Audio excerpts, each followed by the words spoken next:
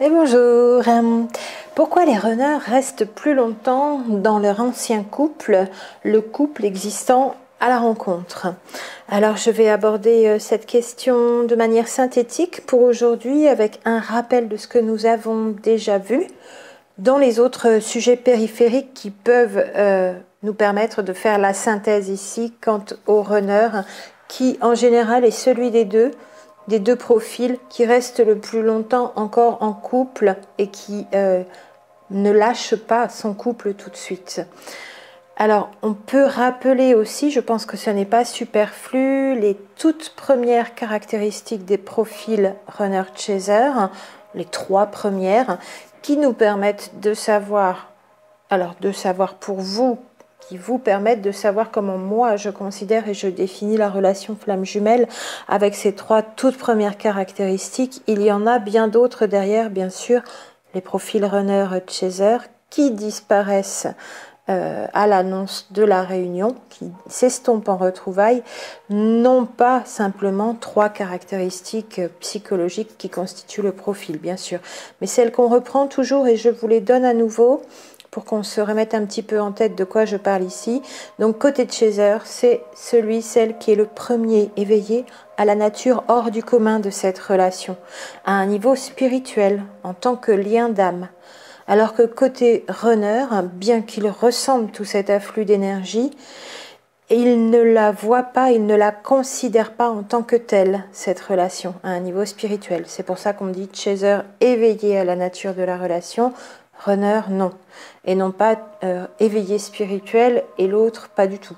C'est un petit peu plus subtil que ça dans l'éveil spirituel de l'un et de l'autre.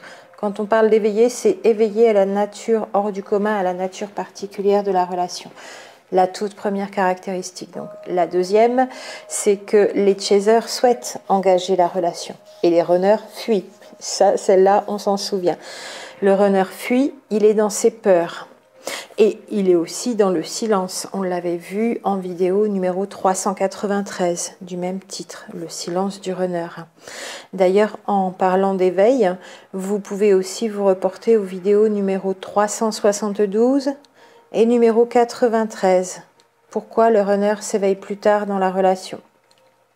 Et puis, troisième caractéristique que j'aime rappeler aussi, c'est donc le runner est dans ses peurs et il a un fonctionnement où il n'est pas prêt psychiquement, ou pour moi, côté chaser, ça n'est pas prêt physiquement, à un niveau énergétique corporel. Donc, le runner est prêt au niveau physique, mais pas au niveau psychique. Et c'est vrai surtout côté runner homme, il y aura un entre-deux côté runner femme, dans les duos femme-homme et homme-femme, donc dans les duos hétéros. Et le chaser est prêt au niveau psychique et spirituel, mais pas au niveau physique, énergétique, corporel dans le duo. Alors si on veut considérer, et ce sera donc légèrement un petit peu moins vrai quand les chasers sont des hommes, on aura un entre-deux, le chaser homme qui va avoir un peu plus de caractéristiques du runner homme, mais qui sera quand même plus proche du chaser femme. Et pareil côté runner, on aura des runners femmes qui auront des caractéristiques des chasers femmes, mais qui seront quand même plus proches du profil runner homme. Et donc si on veut considérer les duos dames jumelles plutôt, je les classe dans ce degré de connexion. C'est pas une catégorie, c'est pas une étiquette, c'est pas une case. Pour moi, âme sœur, âme jumelle, flamme jumelle, c'est un degré de connexion qu'on a imagé sous le fait d'être sous une même vibration d'âme. Donc, deux doubles d'âme qui ont la même vibration au départ. Ça pour les flammes jumelles. Pour les âmes jumelles, je dis toujours, moi, dans ce que je vous ai donné comme différence, qu'il y a deux âmes, mais très fortement connectées, mais ça n'est pas du 100%, comme une seule et même vibration d'âme.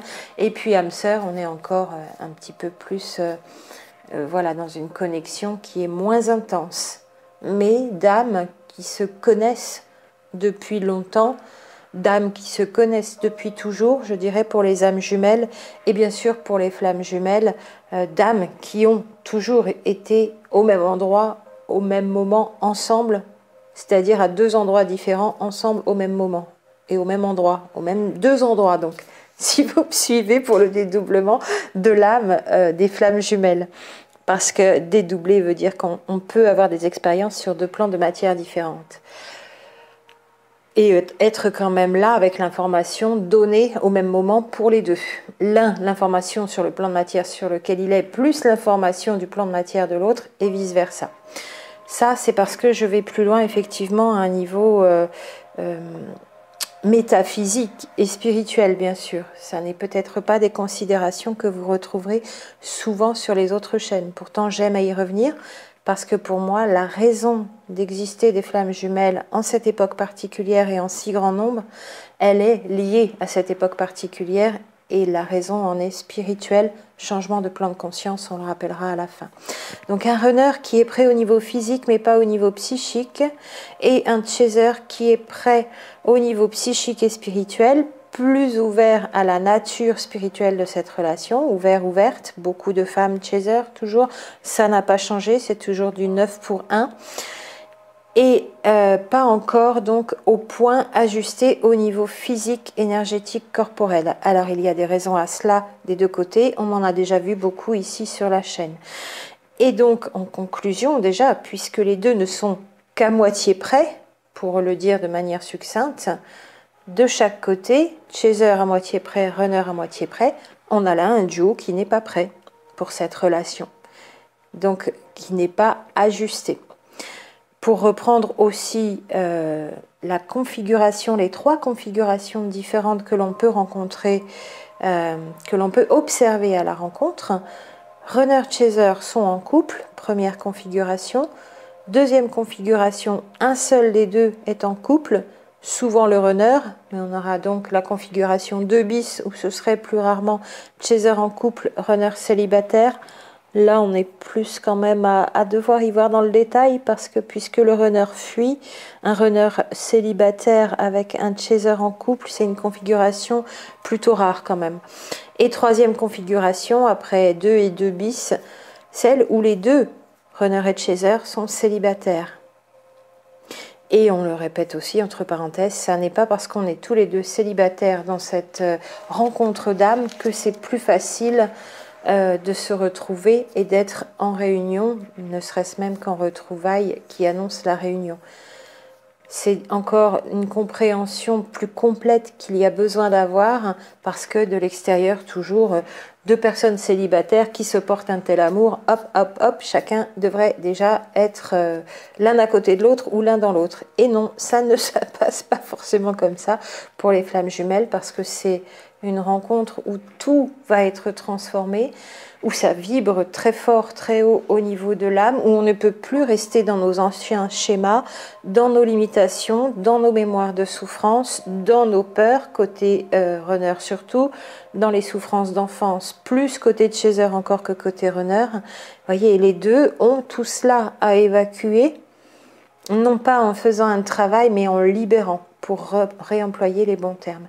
Et donc quand les deux sont en couple, quasiment toujours côté chaser, c'est là que ça lâche le premier, l'ancien couple. C'est côté chaser que l'ancien couple va se terminer bien souvent en premier. Que les chasers choisissent d'y mettre un terme, donc volontairement et consciemment. Très souvent, c'est une majorité des cas. Je n'ai pas forcément donc la possibilité de vous dire que ce serait du 100%. Parce que par rapport à cet appel, à cette sensation d'amour et d'attraction énergétique, il n'est plus possible de faire autrement que de quitter cet ancien couple qui ne nous nourrit plus autant. Alors ça pouvait être une relation de longue date, ça pouvait être un mariage, voilà, qui était encore ami-ami ou qui ne marchait plus très bien, qui battait de l'aile ou carrément où il y avait déjà des prémices de séparation. Et on ne parle pas, bien sûr, enfin on peut en parler, mais il y a aussi toutes les relations toxiques, perverses, narcissiques qui s'arrêtent donc au moment de la rencontre de l'autre, du jumeau, bien sûr. Et puis, il y a aussi ce deuxième autre cas, et c'est cette seconde configuration qui va nous occuper ici, quand côté chaser, il y a célibat, donc quand le chaser, il ou elle, donc homme ou femme, est célibataire, soit à la rencontre déjà, soit parce que rapidement le couple a cessé et que côté runner, il reste encore en couple. Dans ce fameux couple, que j'appelle ici ancien couple dans mon titre, parce que quand il va y avoir retrouvailles et réunions, il y aura eu déjà cet ancien couple aussi qui se sera terminé côté runner. Comme ça c'est terminé côté chaser. Tant qu'il y en a un des deux en couple, il n'y a pas de réunion possible, bien sûr. Il y a parfois, alors pas de réunion telle qu'on l'entend dans la terminologie flamme jumelle, pas de réelle réunion. Il peut y avoir une relation charnelle et relation sexuelle, mais il y a trois individus dans cette relation, c'est souvent ce qui est appelé triangulaire dans les tirages de cartes et sur d'autres chaînes peut-être. J'aime moins la façon dont le sujet est mis en titre comme ça et peut être un peu lancé parce que tous les couples qui sont, toutes les personnes qui sont en histoire triangulaire ne sont pas forcément flammes jumelles, encore une fois. Comme toutes les personnes qui rencontrent quelqu'un qui fuit ne sont pas forcément flammes jumelles. Qu'on ait un autre qui fuit ne signifie pas qu'on est forcément à la rencontre du jumeau, du double dame, pour précision encore. Donc il peut y avoir relation, on se voit, il y a une relation charnelle, donc celui des deux qui est en couple est déjà en train d'être en porte-à-faux, souvent par rapport à son couple, même si c'est pleinement consenti, ce qui est moins souvent le cas, parce que il n'y a pas forcément de décision et de plonger dans l'inconnu et dans la mise hors de sa zone de confort côté runner dans ces cas-là, puisque le plus souvent c'est le runner qui est le plus longtemps encore dans cet ancien couple. Pourquoi reste-t-il plus longtemps dans cet ancien couple alors que côté de chaser, l'ancien couple est déjà terminé, les chasers y ont mis fin ou ça se terminait déjà à la rencontre? Côté runner, on le sait, on l'a vu plusieurs fois ici sur la chaîne, il y a tout d'abord un besoin de sécurité, beaucoup plus que côté de chaser, alors que ce sont majoritairement des hommes côté runner. Besoin de sécurité dans le couple. Et voyez qu'on est peut-être à l'inverse des couples habituels homme-femme en tout cas, puisque d'habitude on pense toujours que c'est madame qui a besoin d'être sécurisée par un homme dans le couple. Ça, ce serait peut-être une vision un peu d'une époque plus ancienne. Et ici, on a côté runner vraiment qui est dans ses émotions, qui a besoin du couple pour se sécuriser, mais aussi pour se stabiliser quelque part. C'est plus confortable, donc sortir de sa zone de confort, ça lui demanderait d'y croire plus, de trouver la foi en cette nouvelle relation, d'y croire vraiment, parce que le pourquoi donnera aussi cette réponse. La question du pourquoi posé donne aussi cette réponse.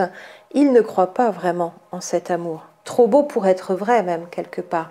Puisque c'est du côté runner, on l'a vu aussi ici déjà sur la chaîne, que il y a le plus d'incroyance en un tel amour, en un vrai amour. Sa notion, sa conception, sa définition, son appréhension de l'amour côté runner est beaucoup plus formelle, formalisée, beaucoup plus mentale, beaucoup plus classique. Et il ne croit pas au grand amour, en tout cas pas autant que côté de chaser. Donc, peur de quitter ce qui est connu, ce qui le sécurise, ce qu'il trouve plus facile, ce qui lui permet de rester dans sa zone de confort côté runner, avec son besoin de sécurité dans le couple.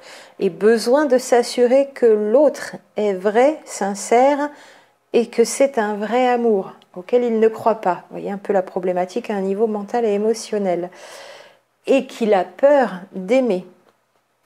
Et le temps lui permet de s'assurer aussi que c'est bien un amour vrai et sincère et non pas une manipulation. Pas que le runner soit paranoïaque, mais s'il y avait des tendances paranoïaques dans les deux profils, dans le duo, ce serait sur le profil runner plus que sur le profil chaser par rapport à l'amour d'un autre dans une telle relation qui ne ressemble à aucune autre. C'est pas qu'elle ressemble à rien, c'est qu'elle ressemble à aucune autre. Voilà déjà pour quelques raisons avancées au pourquoi les runners restent plus longtemps dans leur ancien couple. Peur de ne pas être à la hauteur de cette relation très spéciale aussi. En plus de la peur de l'inconnu, du besoin de sécurité, de la peur de sortir de ses habitudes et de sa zone de confort et de la peur d'aimer. Et encore, voilà, besoin d'être conforté dans ce qu'il ressent. Donc, besoin d'être à l'écoute de ce qu'il ressent. Or, il coupe ses émotions parce que c'est trop fort et il ne sait pas gérer ça. Donc, pendant un temps, à l'intérieur de lui-même, ça joue au ping-pong. Je ressens mes sensations physiques, énergétiques, mais je coupe mes émotions à un niveau sentimental, donc mental. Et de plus en plus, il y a besoin, avec le temps, que les ressentis énergétiques de ce flot d'énergie, ce flux d'amour, prennent le dessus sur des émotions mal gérées, incomprises, ressenties, transformées en peur et pas bien accueillies, en tout cas, pas confortables du tout. Pas autant que pour le chaser, en tout cas. Il y a cette grande différence du plus et du moins. C'est pas que c'est zéro géré côté runner et que c'est 100% tout bien géré côté émotion et sentiment côté chaser. C'est que c'est plus, c'est mieux géré côté chaser et moins bien géré côté runner quant à l'émotionnel. Et c'est mieux géré au niveau corporel, physique, énergétique côté runner et moins bien côté chaser. Et les deux sont déstabilisés parce que cette relation n'a rien de commun, rien de rationnel, rien d'habituel, même dans de tels ressentis, côté runner comme côté chaser, et ça déstabilise complètement, au niveau émotionnel, plus au niveau émotionnel côté runner, et plus au niveau énergétique corporel côté chaser, ce qui n'est pas non plus confortable, mais à un niveau psychique et spirituel côté chaser, c'est pas 100% prêt, mais c'est plus prêt. Alors que ça ne l'est pas côté runner toujours. Les deux sont donc déstabilisés, avec pour façon de s'exprimer un chaser, des chasers qui foncent tête baissée, même confus, même dans l'inconfort à un niveau corporel, énergétique, même encore avec toutes les douleurs et souffrances des mémoires d'enfance. Les chasers foncent tête baissée, plein d'espoir et d'attente aussi, d'un retour, d'une réponse, d'une réaction à hauteur de ce qu'ils ont dans le cœur comme amour, ce qu'elles ont aussi dans le cœur comme amour, surtout les femmes côté de chaser, et se retrouvent plein d'incompréhension dans les retours à ces douleurs du passé. Alors qu'en face, toujours, le runner prend ses jambes à son cou et fait taire ce qu'il sent au niveau émotionnel et ce qu'il ressent comme peur. Parce que ce que ça amène à un niveau émotionnel fait remonter les peurs. Ça fonctionne dans les deux sens d'ailleurs chez lui. Et il a besoin de prendre le temps. Alors un temps certain, un certain temps, combien de temps, ça vous l'avez dans la vidéo sur combien de temps va durer la séparation, ça dépend vraiment de votre duo qui est unique, il n'y a pas de réponse toute faite pour tout le monde ou pour une grande majorité. C'est vraiment une réponse sur mesure par rapport à votre duo, combien de temps va durer la séparation. Moi quand je vous ai en particulier comme ça avec tous les éléments de votre histoire, je peux vous aiguiller pour savoir où vous en êtes bien sûr, mais comme ça sans les éléments il n'est pas possible de répondre pour tout le monde. Et le temps joue pour nous et le temps joue côté runner pour que de plus en plus il croit vraiment en cet amour et en cette vraie émotion suprême, ce vrai ressenti, cette vraie énergie d'amour, quelque chose de plus grand comme il n'avait jamais ressenti. De la même façon que côté de chaser, ça n'avait jamais été ressenti comme ça, mais toujours recherché depuis tout petit, toute petite. Et il a besoin de faire confiance en son autre côté runner aussi. Il peut y avoir souvent, parfois et souvent, la peur d'être manipulé par quelqu'un en amour côté runner. Ça fait partie de ses peurs aussi. Et c'est une des explications du pourquoi il reste dans la sécurité d'un ancien couple, qui leur amène aussi, je le rappelle, une stabilité à un niveau personnel, au niveau de leur fonctionnement de personnalité. Ça leur permet de s'appuyer encore sur quelqu'un. Et donc, il y a non pas dépendance affective, mais facilité peut-être On pourrait plus l'exprimer comme ça.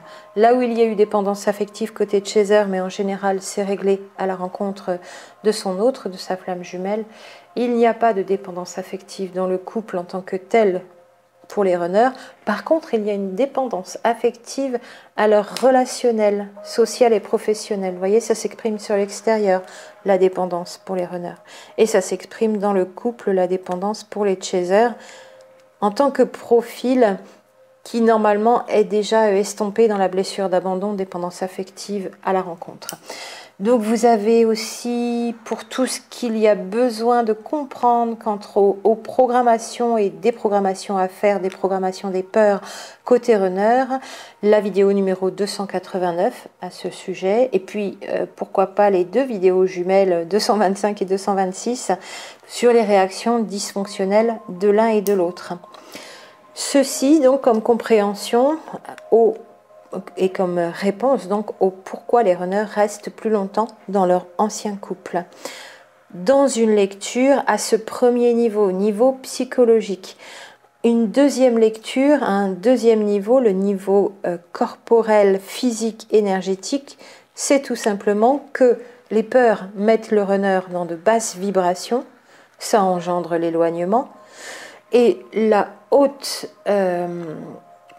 le haut afflux d'énergie dans un corps qui a besoin de s'ajuster côté de Chaser abaisse aussi ses vibrations, ou en tout cas ne lui permettent pas de maintenir des hautes vibrations de manière sereine dans un corps qui n'est pas encore suffisamment transformé pour les accueillir.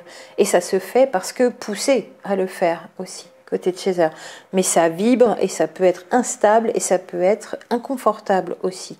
Et donc des basses vibrations ou des vibrations qui ne sont pas encore assez hautes côté de Chaser.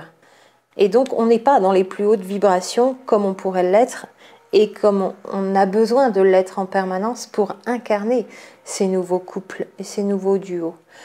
Et des chasers aussi coincés dans leur corps, dans des ajustements à faire à un niveau énergétique qui sont dans leur douleur et souffrance d'enfance qui sont ravivées à certains moments et qu'il y a besoin de guérir. Et hop, là encore une fois, on redescend en vibration. Donc plus ou moins selon l'avancement et le degré d'avancement à la rencontre d'avec son autre, bien sûr.